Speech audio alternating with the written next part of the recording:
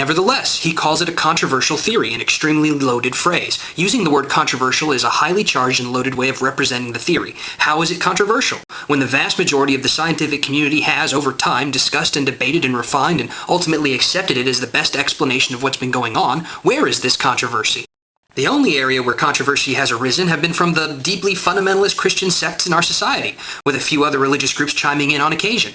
You can't even complain that all the Christian sects have thought this to be a controversial thing, given how the huge percentage of people that, by all objective polling, affirm that theistic evolution, which is nothing more than evolution accurately portrayed on the background of God's will or allowance for it to occur as the data represents, is perfectly true. The Catholic Church, which has been at the forefront of a number of social measures ranging from family to sexuality to morality to politics, even it has upheld evolution as more than a mere theory, so where, if not just these small pockets of fundamentalists and those they manage to deceive through quote mining, misrepresentations, and rhetoric, does the idea that this is controversial come from?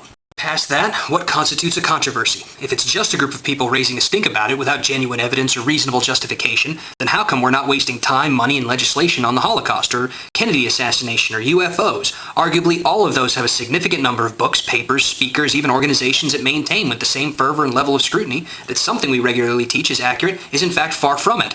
We don't muddy history classes with alternative explanations or doubt about the Holocaust because we have evidence that it happened. Real, verifiable evidence that millions of Jews and political and racial dissidents were abused, isolated, starved, and killed in Germany and other territories it controlled in the Second World War. Why don't we give time to a disclaimer in history books outlining that the Holocaust was merely a theory? Not because any historian of note is asserting that we know everything about what happened and how in that time period, but because what we do know supports the idea that it occurred, overwhelmingly so, and the evidence is astonishing in its detail. To introduce the word controversy without a justification for what makes something controversial in the textbook, or for that matter the legislation, we're accepting that any fringe can dramatically edit what we've spent years, minds, and careful study showing to be true, and to do so without having to go through the same rigorous scholarly process we expect of our best understandings of the world we live in. It's the cheat code to knowledge, as it doesn't represent anything but preference.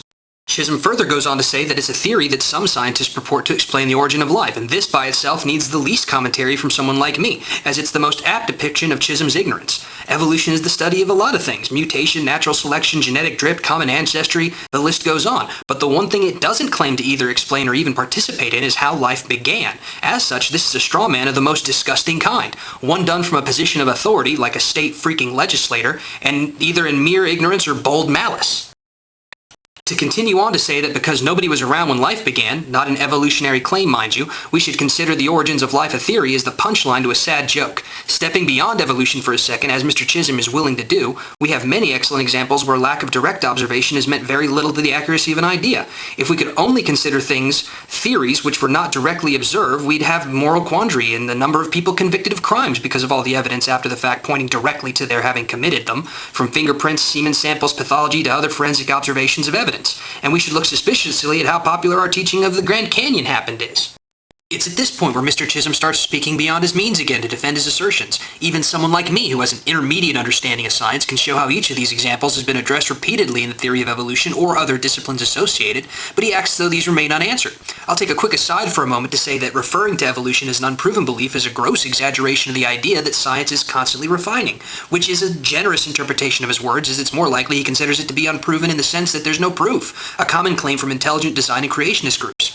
Science proves nothing, it only examines, refines, and represents our best understanding of the data, so far. And every once in a while, that body of evidence is so large and enduring that it appears we've struck upon a vein of knowledge that has all the indications of being genuine. But no scientist worth his or her salt is so presumptuous as Mr. Chism in asserting what is known is all the news it's fit to print, either an affirmation or negation. Back on topic, though, Chism continues to represent his own flat ignorance of the topic of evolution, or again possibly intentional misleading, by saying it has to do with random and undirected forces producing living things. There are a number of ways to take this. First off, if it means that life selects randomly, then we haven't learned a thing from evidence, direct evidence even, of natural selection, a wholly unrandom component to evolution. Second, if we take it to mean mutation is random, we still have seen mutation occur and those mutations selected by the environment, as either beneficial or not, which means it's ultimately not a random outcome. It's hard to know what he considers random as he doesn't specifically say so himself. The topics with unanswered questions have in fact been answered, and often, and credibly. The Cambrian explosion has had so much attention from interdisciplinary studies that what was a curious thing has become a fairly obvious relationship between organisms that were already on Earth at the time,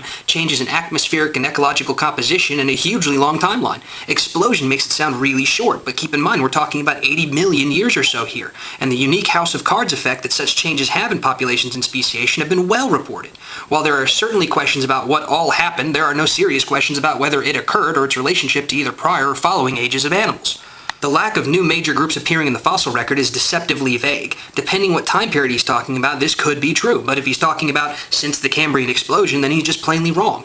The plant equivalent to the Cambrian explosion happened about 450 million years ago, and we have a wealth of data in the fossil record showing the new species that showed up. And that's just plants. What about mammals? They go back in the fossil record as far as 300 million years ago, depending on where you place the marker between its reptilian ancestors and its mammalhood.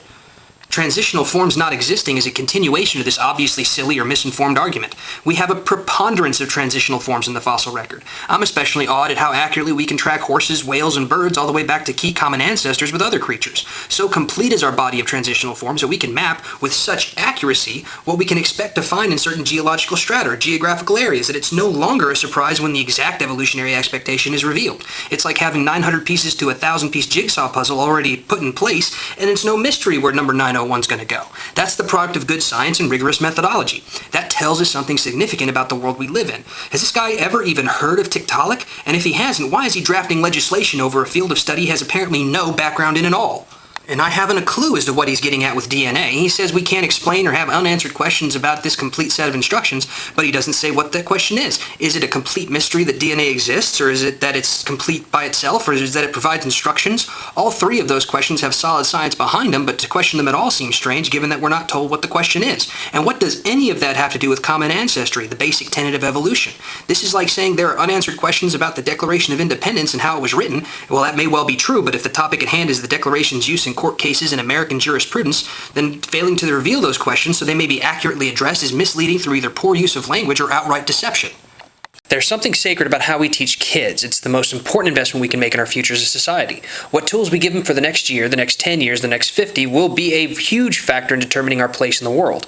The teenagers and high school students of today will be the ones lining up to start the race in 10 years when the full consequences of our economic policy are expected to be realized.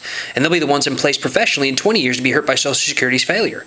And they'll be the ones making the decisions that are intended to keep us solvent, strong, and superior in those fields we have left, which after the loss of our manufacturing base and a good deal of our ability to produce goods has meant that American excellence rests almost solely on our intellectual achievements. Our healthcare technology, our computer and engineering skills, our academic institutions, and our peerless commitment to the advancement of human achievement.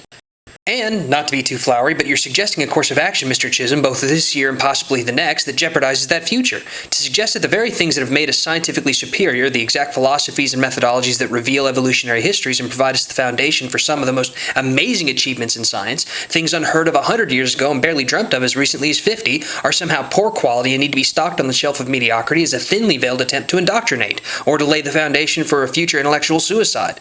Your own kids, your own community, your own private school, I have no opinion on what you should teach, but the public, with public money, public responsibility for the problem in a future that will outlive your time in office and perhaps time on this planet, if you're going to gamble and throw away my tax dollars and the tax dollars of others, you damn well better have a better reason than either you believe in Genesis or you believe that a fish walked on land. If that's the measure of your foresight, learning, and reason, I see little reason why you claim the authority to dictate anyone's education.